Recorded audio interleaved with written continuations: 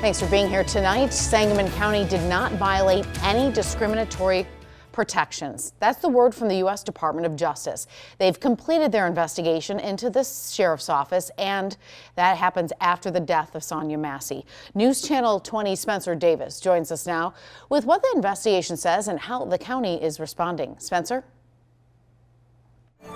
Yeah, the investigation lasted a little over 2 months before the DOJ released their agreement that reached between itself and the county.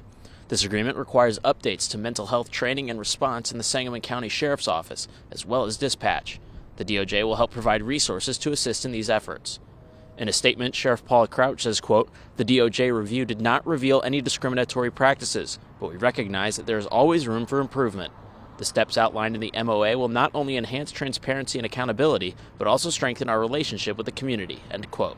Should Sangamon County fail to comply with the agreement, the Department of Justice can send a notice of noncompliance to the county and try to resolve the issues. Reporting in Springfield, I'm Spencer Davis. Back to you. Thanks, Spencer. The DOJ started investigating last November, 4 months after former Deputy Sean Grayson shot and killed Sonia Massey. Grayson is charged with murder. He's in the Macon County Jail awaiting trial. His next court date is March 24th. Well, the next meeting for a Massey Commission work group will take place on January 25th. It will be at 2 p.m. at CAP 1908. The Community Education on Public Health and Safety work group will meet.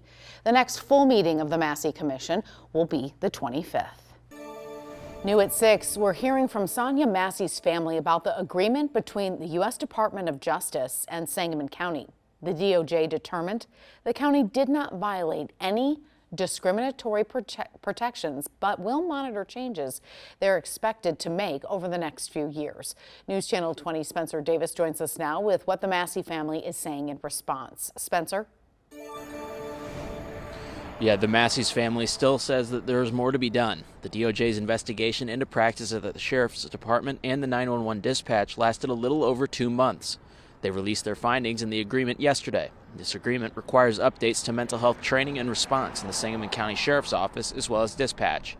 In a statement, Sante Massey says, quote, "While we appreciate their commitment to improvement and the implementation of new procedures and training for the dispatchers, we feel that these are just the first of many required and necessary steps that it'll take to reach equity in how services are dispersed and how people in need are received and responded to by law enforcement, namely SCSO and the SPD," end quote. Should Sangamon County not comply with the agreements, the Department of Justice can send a notice of noncompliance to the county and try to resolve all the issues. Reporting in Springfield, I'm Spencer Davis. Back to you. Thanks, Spencer. The DOJ started investigating last November, 4 months after former Deputy Sean Grayson shot and killed Sonia Massey. Grayson is charged with murder. He is in Macon County Jail awaiting trial. His next court date is March 24th.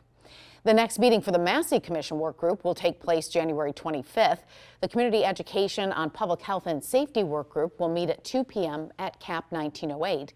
The next full meeting of the Massey Commission will be the 25th. Now to that fatal phone call. After the events of Sonia Massey case last summer, the Department of Justice launched an investigation into the law enforcement organizations. Massey was shot in her home after calling law enforcement for help. The Department of Justice started looking into if the actions were discriminatory.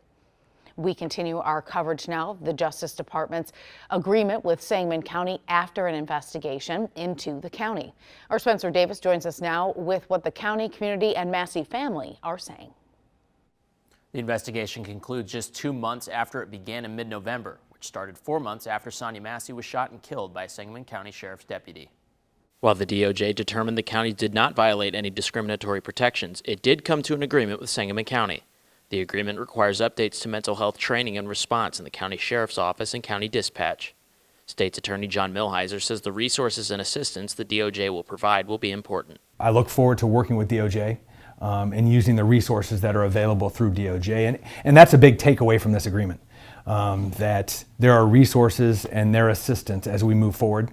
With the end goal of delivering the highest level of services to everyone in Sangamon County. The quick investigation and agreement did not go unnoticed in the community, especially in Sonia Massey's family. In a statement, Sante Massey says, quote, "We won't comment to agree or disagree with this feeling, but we certainly hope that the entities involved will go even further without a federal entity prodding them to engage and interact directly with the communities they've harmed." End quote. Millhiser agrees and says the next step is for people within the sheriff's office and other branches of the government to connect with the public. One of the things when I go out in the community and talk is that sort of the perception of law enforcement, the perception of government. We need to make sure that folks understand and know, and we need from our end make sure we're doing the right thing at all times and providing a high level of service. Santi Massey said the family appreciated the work of the Department of Justice, but says their work as a family will continue. He says in part, quote, "This will not slow nor end the efforts of the Massey family, our community, and the Massey Commission in continuing to hold the SCSO, the SCCDS, the Sangamon County Jail, and the Sangamon County Board culpable," end quote. The agreement reached by Sangamon County and the DOJ will last for the next 2 years. Reporting in studio, I'm Spencer Davis. Back to you. Thanks, Spencer. Should Sangamon County fail to comply with the agreement, the Department of Justice can send a notice of noncompliance to the county and try to resolve the issues. Thanks for watching. Make sure to subscribe to our YouTube channel and watch more videos from News Channel 20.